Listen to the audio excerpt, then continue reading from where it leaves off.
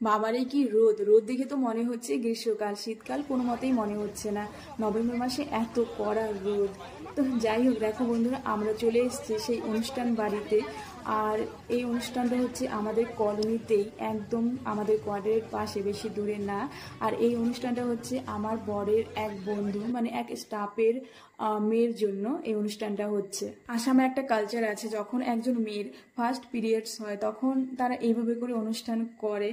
আর এই অনুষ্ঠানটার নাম হচ্ছে তুলানি বিয়া। আর আমি প্রথমবার এরকম অনুষ্ঠান দেখলাম, সত্যি খুবই ভালো লাগলো।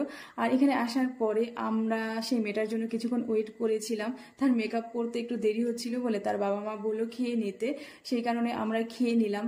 আর খাওয়ার পরে এখন তার সাথে কয়েকটা ফটো তুলে নিলাম। আর এদিকে দেখো কত ভিড়, একদম বিয়ের মতনই মনে হচ্ছে, শুধু বর নেই। আর এনারা হচ্ছে তার মা, বাবা আর বোন।